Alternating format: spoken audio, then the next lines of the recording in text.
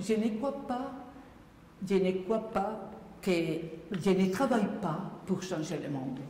Je veux être, et j'ai dit la vérité, je fais là pour moi, parce que j'ai besoin de faire, parce que ça m'intéresse.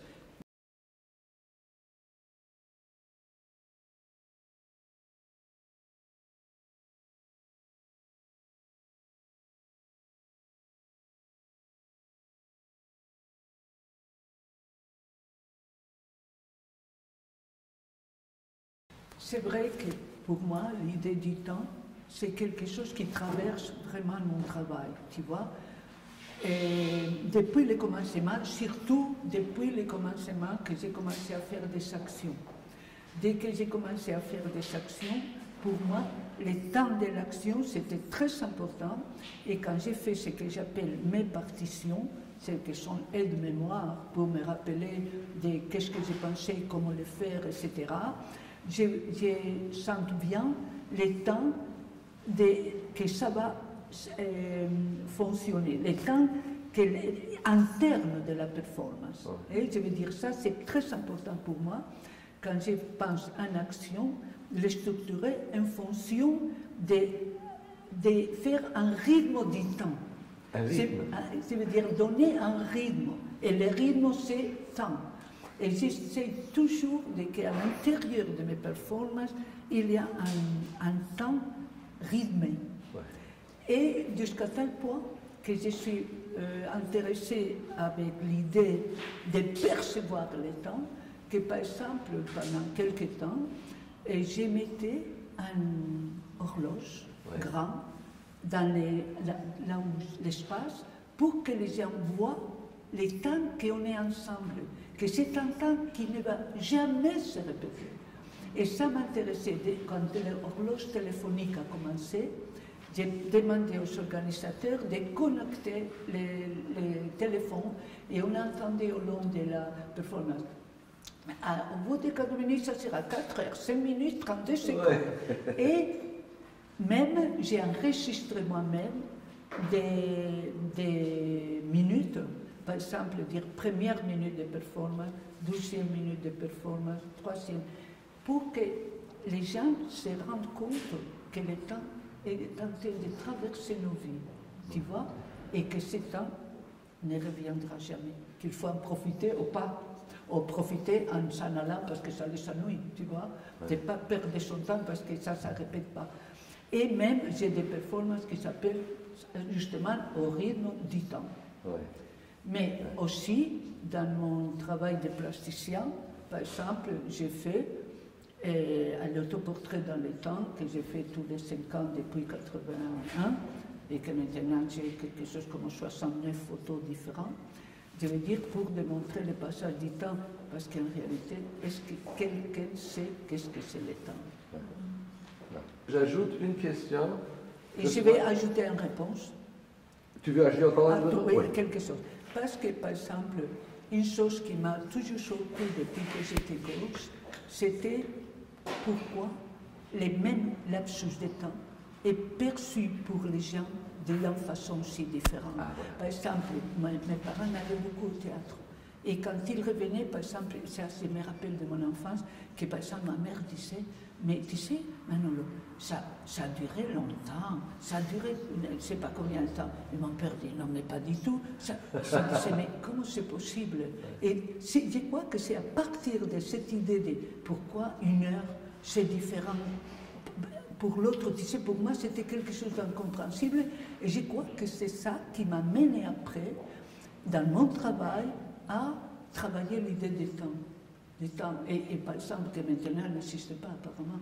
Quand j'ai commencé, ça existait, mais maintenant, il dit que c'est un concept que nous, on a créé pour comprendre le monde où on vit.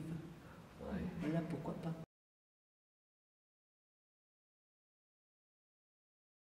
Les objets trouvés. Bon, d'abord, l'hasard, ça veut dire que, par exemple, quand tu fais une performance, tu sors et tu ne sais pas du tout comment ça va se passer. Moi, je dis toujours, je sais très bien comment je vais commencer, mais je ne sais pas comment je vais finir. Pour plusieurs choses. D'abord, que peut-être, bon, maintenant, Heureusement ou malheureusement, c'est très bien, les gens n'interviennent pas, mais dans les années 60 et 70, les gens intervenaient, tu ne sais jamais comment ça allait se passer. Mais en plus, comme j'ai expliqué tout à l'heure, et moi je pense ce que je vais faire, j'ai réfléchi, je les mets dans ma tête et tout ça, mais in situ, parce que la situation me semble différente, parce que je suis dans un état d'esprit X, parce que je n'ai pas envie de faire ce que j'avais pensé faire, je peux faire des choses différentes.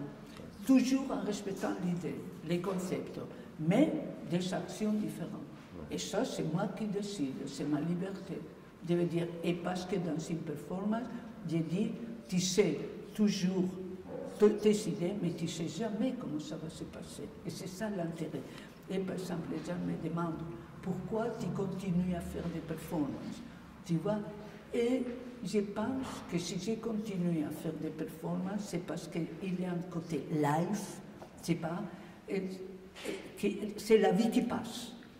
Tu vois, c'est la vie qui passe et qui la transforme, me transforme en moi et transforme la performance que je vais faire.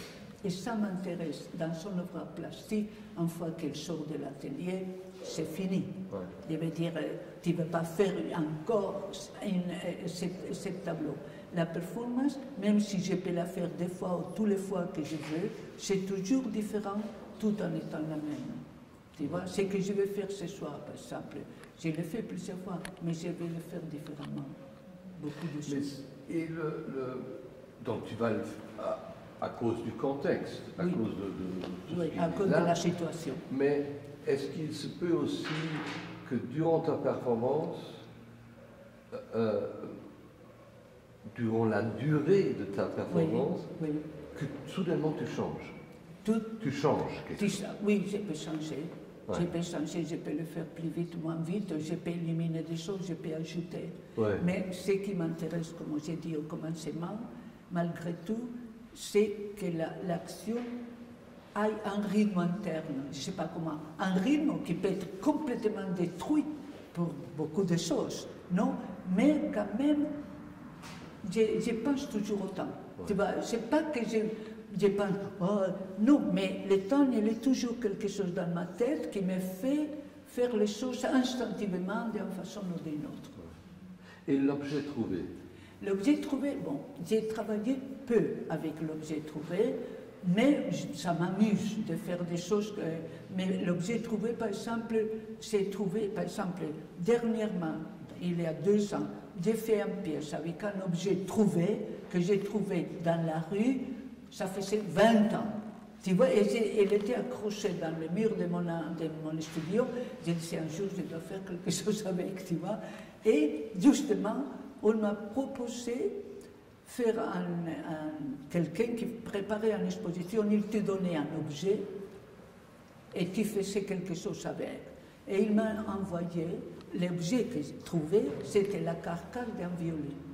Ah, encore. Alors, voilà. Alors, et ils m'ont envoyé, ils ne savaient pas du tout, ils m'ont envoyé les touches d'un violon.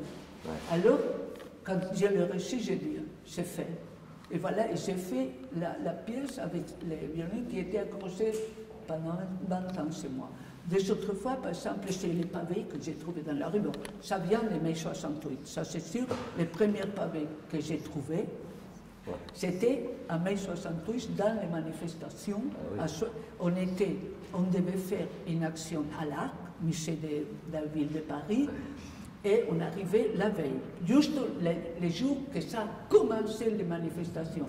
Et nous, on était dans le quartier latin depuis 2 heures, parce qu'on avait mangé là jusqu'à 4 heures du matin ou quelque chose comme ça, et quand tout était calme relativement, il y avait des pavés, et j'ai pris des choses dans la rue, donc pavés. Ouais. Et j'ai commencé à faire des objets, des pavés, avec des pavés. Voilà, c'était encore un objet trouvé par la circonstance. Des autres fois, ce sont des choses, par exemple, j'ai trouvé une autre fois une petite chaise dans la rue, comme ça, tu vois, et je l'ai pris et je l'ai laissé dans mon studio, je ne sais pas combien, des années. Et un jour, je ne sais pas pourquoi, je l'ai pris peut-être pour la changer de place, je ne sais pas pourquoi encore, je l'ai mis comme ça. J'ai trouvé ça très beau. Tu vois, j'ai dit, oui. Alors je suis allée au photographe et je lui ai demandé de me faire une photo comme ça. Ouais. Et j'ai écrit un texte que j'avais dans la tête sur cette pièce, tu vois. Ouais. C'est comme ça. Ouais. Je veux dire, c'est pas que je cherche les objets. Non, non, je n'ai pas dit comme Picasso, je ne cherche pas, je trouve.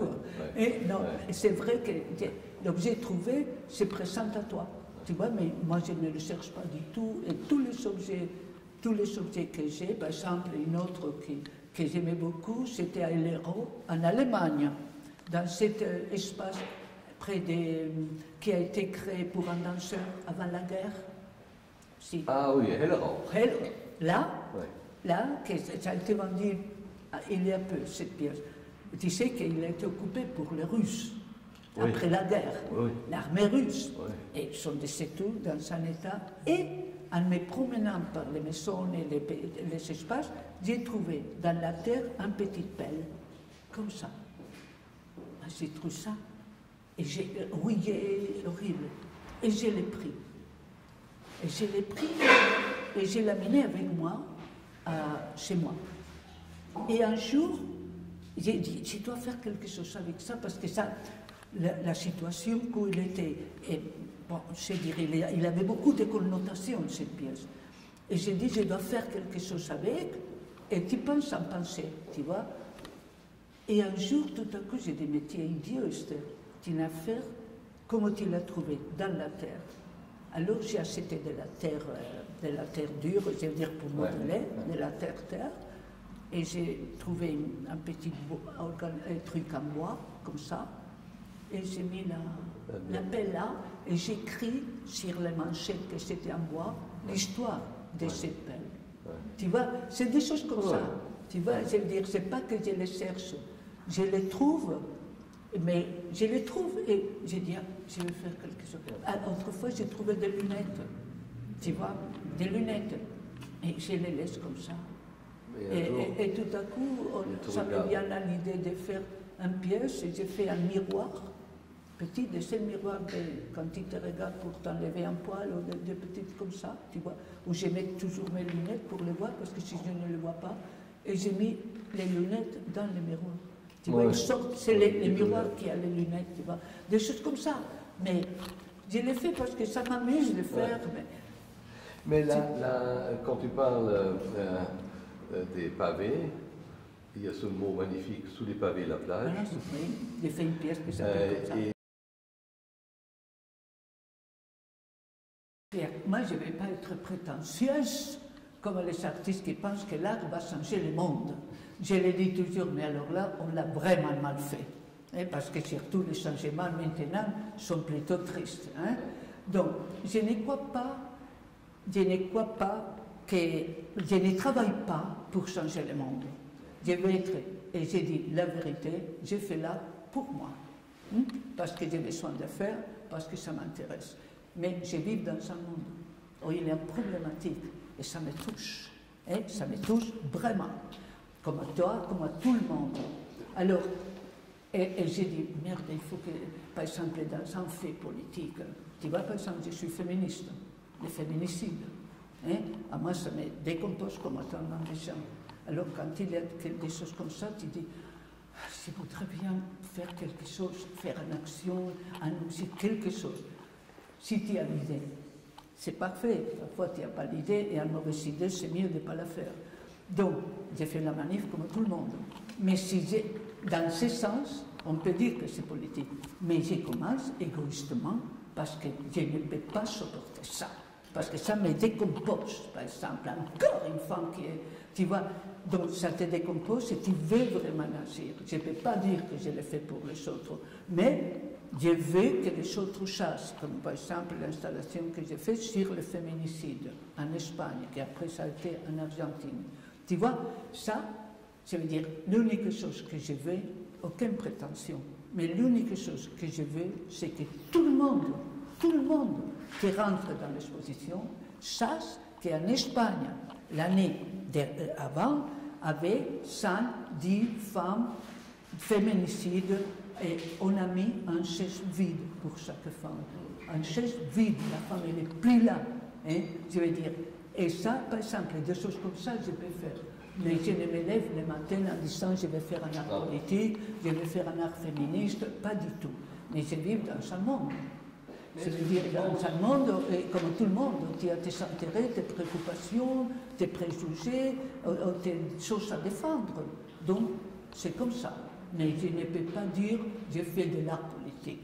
C'est les réminiscences de quand on était vraiment des primates et comme on n'avait pas des langages articulés, on parlait avec les...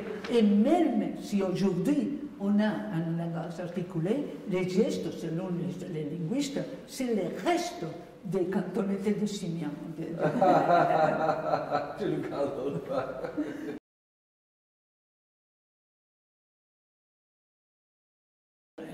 Elle a évolué grâce au mouvement des femmes, ça c'est évident, autrement ça n'aura pas évolué.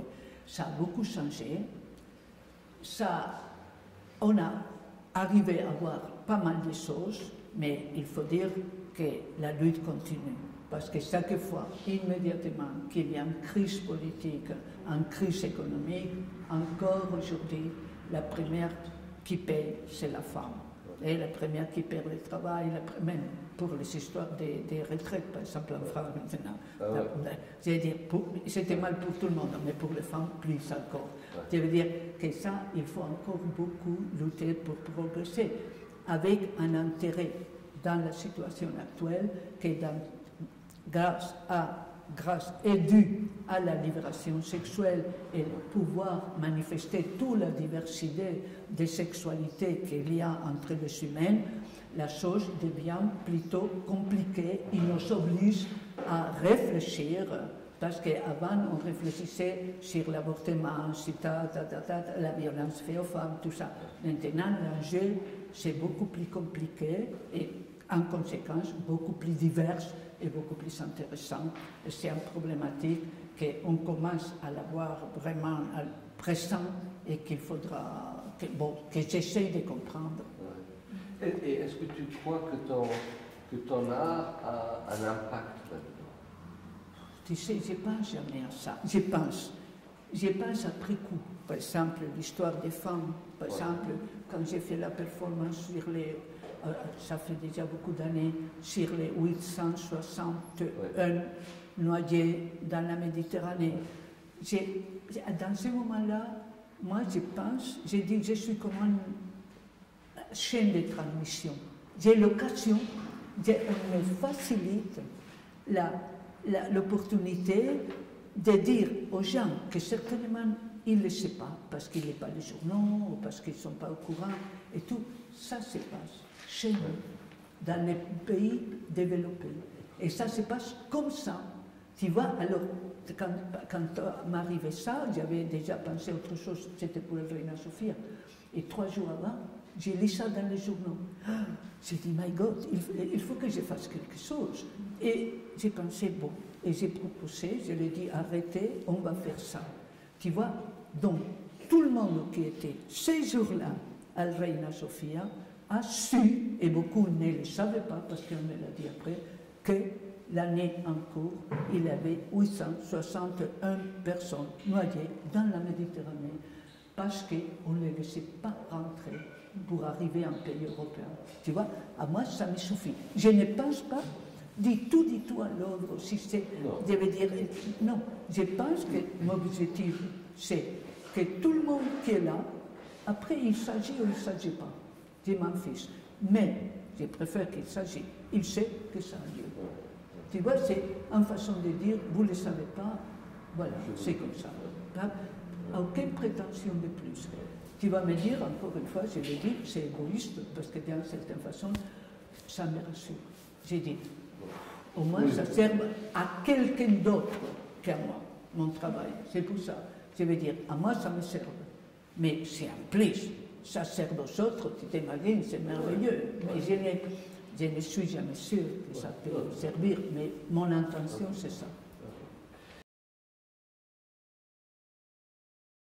Je veux dire, je ne vais pas être passéiste et dire que le temps passé c'était mieux toujours. Bien sûr, ça a changé. Pour moi, je veux dire, tu t'imagines de travailler dans une dictature, comme c'était notre cas. après travailler dans des pays démocratiques et maintenant vivre le monde qu'on vit, c'est évident que ça te change ton approche à la vie, à l'art, etc., etc.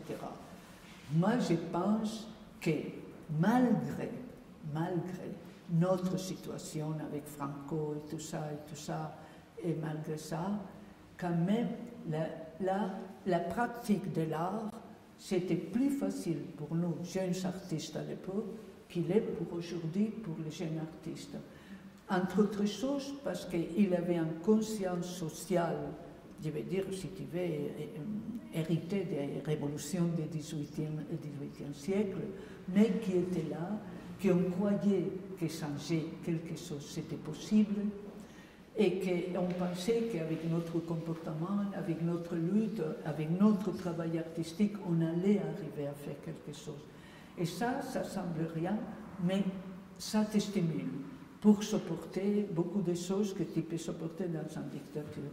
Aujourd'hui, il n'y a pas ça. Aujourd'hui, c'est les communautés, les sous-machines, nos futurs. Je veux dire, alors, travailler pourquoi et pour qui?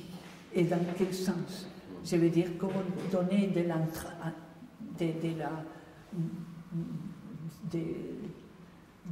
comment incarner ton travail, comment le donner en dimension. Je pense qu'il a beaucoup changé. Aussi, les commerces de l'art, c'est absolument déjà quelque chose, c'est un multinational, c'est devenu un multinational comme les autres multinationales. Il faut vivre avec, il faut vivre comment? Est-ce que tu veux ou tu ne veux pas, tu rentres dans le système. Je veux dire, parce qu'une autre chose, par exemple, qui a changé dans les années 60 et 70, si tu avais besoin de manger, que c'était mon cas, tu trouvais des travails immédiatement. Je veux dire, des travails précaires, si tu veux, mais que tu les trouvais facilement, et que tu payais ton loyer, tu mangeais, tout ça, jusqu'à la prochaine, que tu t'es trouvé. Aujourd'hui, ça, c'est pas possible. Ça, c'est pas possible. Pour le travail que j'ai fait en étant au père, soigner un enfant, le mener à l'école et tout ça, j'avais une chambre. Une chambre. Aujourd'hui, pour ça, on ne te donne rien. Tu dois travailler 8 heures pour avoir une chambre et très peu d'argent, si tu la trouves. Tu vois, cette situation a beaucoup changé. Et en conséquence, la pratique de l'art, en plus, avec les technologies, tu vas voir, ça coûte beaucoup d'argent. Qui a la technologie? Qui peut te faciliter l'institution? Ou la galerie qui est riche. Donc, il faut choisir. Qu'est-ce que tu choisis? Tu vois, je veux dire, parce que celui qui paye, il met les conditions. Tu vois, moi j'ai essayé toute ma vie de ne pas demander rien à personne, justement pour ça. De ne pas être obligé. Maintenant tu fais un hologramme. Hein? Et maintenant tu fais un hologramme. Oui, mais parce qu'on me l'a demandé. Je ne l'ai pas demandé. On m'a demandé de penser une pièce. Oui. Et audiovisuel, que je n'avais aucune envie de faire, ni aucune idée, et j'ai dit non. Voilà. Après, comme ils ont insisté, j'ai pensé, j'ai dit, un hologramme, j'ai jamais fait un hologramme, je ne sais rien sur les hologrammes, c'est une aventure, peut-être, arrête, on verra. Mais oui, ça m'intéresse parce que c'est quelque chose que je ne connais pas et que je n'ai pas demandé. Je n'ai pas demandé dans ma vie ni une exposition, ni une bourse, ni aucune aide, rien du tout. Si on m'a donné des prix, on les a donnés parce qu'ils ont voulu. Mais je n'ai jamais demandé. Et ça, je suis formée. Tu vois, et c'est l'unique façon pour moi de dire, je trouve idiot, parce que s'ils donnent de l'argent à beaucoup de professions, je ne vois pas pourquoi les artistes ne sont pas les droits.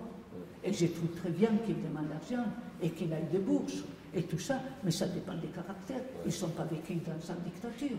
Moi, j'ai vécu dans une dictature. Tu ne vas pas demander de l'argent à ton ennemi, non?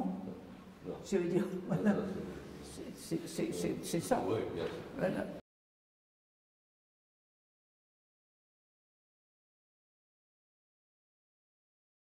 Écoute, moi je suis super mauvais, et absolument.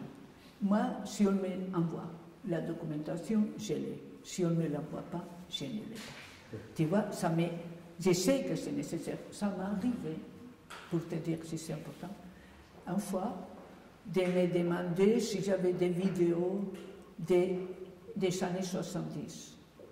Et j'ai dit oui. Ah non, si, ah non, non, imagine-toi, c'était pire encore. Si j'avais, je connaissais, je sais pas, une histoire comme ça. Et j'ai dit oui. Il m'a dit, tu as des photos? J'ai dit non, je ne crois pas. On ne me croyait pas. Voilà à quel niveau, tu comprends. Malheureusement, heureusement, j'avais des photos, mais je les avais complètement oubliées, tu vois. Mais c'est pour ça, je suis très mauvais pour tout ce que c'est l'archive, la documentation et tout ça et tout ça. Pendant longtemps, je n'avais pas ni les moyens, ni le temps de le faire. Maintenant, peut-être j'ai les moyens, mais pas le temps. Et ça m'emmerde de dédier ma vie à archiver, à noter, à trucs comme ça. Et tout. Donc, c'est le bordel chez moi. Je veux dire, ça, il y a des boîtes comme ça, plein de choses que j'ai dit toujours à mon assistant, Olivier, un jour on voudra se mettre là et mettre un peu d'ordre, ça fait des années qu'on dit la même chose, on ne trouve jamais les moments, les vidéos par exemple, si on me les envoie, très bien, si on me les envoie, par exemple, les galéristes prennent les pièces, et j'ai dit, écoute, ils ne sont pas photographiés, s'il te plaît, envoyez-moi des photos. Et parfois, ils me les envoient, et parfois, ils me vendent, ils ne me mandent pas les photos. Alors, non, je suis très mauvais. Très mauvais, je trouve très bien que les gens le fassent et tout ça, mais c'est curieux que tu me demandes ça, parce que dernièrement, c'est à la mode, la question de l'archivage, et j'ai donné même une conférence, il y en a même un mois, qu'on m'a demandé, justement, pour la performance, qu'est-ce que c'est ma relation avec l'archivage de performance. Avant de dire oui, j'ai dit, mais moi, je suis vraiment la personne à ne pas consulter. Mais justement, c'est ça qu'il voulait. Il a dit tout. Il a tout pour faire un monde, il faut tout pour faire un monde. Alors, et maintenant, tu me le demandes aussi. Je veux dire, qu'est-ce que c'est faire une performance? Pourquoi? Comment archiver la performance? Moi, je pense que je préfère la photo que la vidéo. Parce que dans la vidéo, les gens, ils croient qu'ils voient vraiment ce qui s'est passé. Que dans la photo, c'est un point de départ, ils peuvent imaginer. Dans la vidéo, ils croient qu'ils sont... Et ce n'est pas vrai. Je veux dire, ils voient, parce que normalement, c'est très difficile que les vidéos prennent tous les gens qui sont là. Normalement, on te prend à toi tout seul, tu vois, comme si tu es la seule protagoniste de l'histoire. Et donc déjà, c'est une mystification. Un artiste, c'est ma définition de la performance, il crée une situation. Ça se développe d'une façon ou d'une autre, bien ou mal, mais c'est créer une situation qui va évoluer d'une certaine façon. Donc, dans la vidéo, tu ne vois que partiellement, mais comme tu le vois, tu crois que tu sais que dans la photo, tu peux projeter, tu peux imaginer. Je l'ai trouvé grâce à Juan et Walter, je crois, et à Sassi, parce que tu sais que Juan et Walter d'abord déjà, parce que dans une occasion à Madrid, je crois, que quand il est venu à Madrid pour quelque chose, je l'ai connu. Mais ça, c'était... Je ne me rappelle pas, ça devait être les années 70, commencement des années 70. Et après, quand il venait à Paris, il venait me voir, et pas toujours, mais bon, d'une façon ou autre, il venait me voir, ou je l'ai trouvé dans la galerie, ou tout comme ça. Et c'est comme ça que c'était au commencement des années 70. Et je suis sûr que je l'ai trouvé grâce à Juan et Walter, avec lesquels j'ai travaillé déjà. Et, voilà. Et est-ce que c'est par Kons que tu as commencé aussi avec cette idée des éditions? Des éditions? Oui. Je ne sais pas, je ne peux pas dire exactement, mais depuis que j'ai connu Kons, je crois que l'idée, au moins, je ne sais pas s'il le faisait déjà, mais en tout cas, l'idée d'édition, oui, parce que j'ai été raconté que quand, par exemple, elle a vu mes maquettes chez moi, elle voulait faire justement édition de cette maquette, et je lui ai dit non.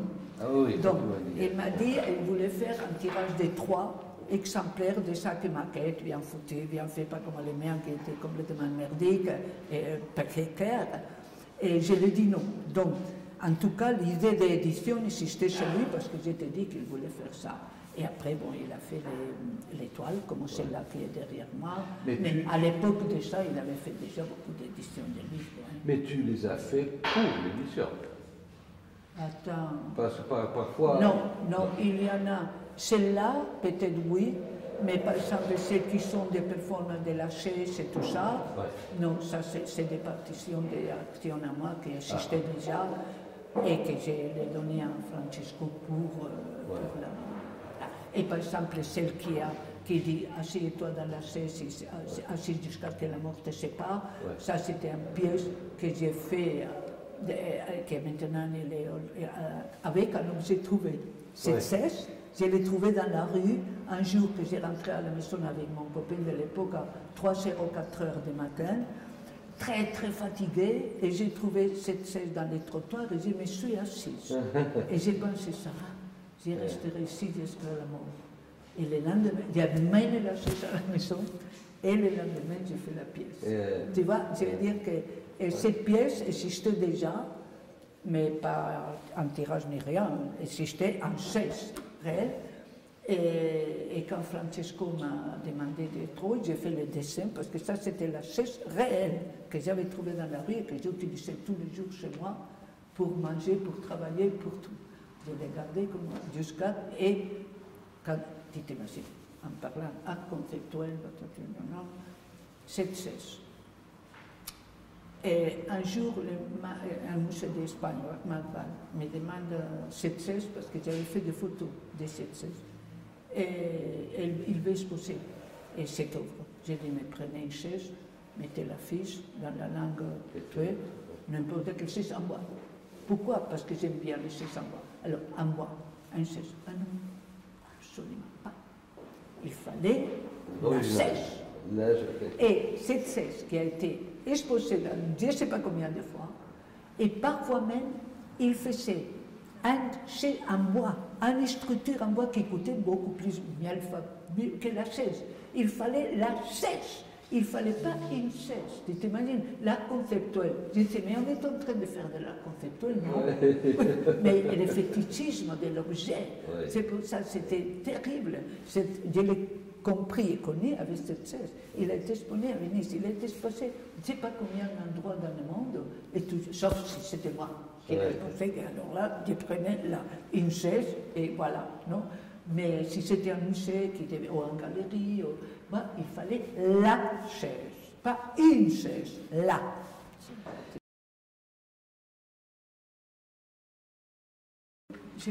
Moi, je dis toujours que c'est des rares personnes que j'ai connues dans ma vie, Francesco, que son travail et sa vie, on ne peut pas les séparer. Absolument.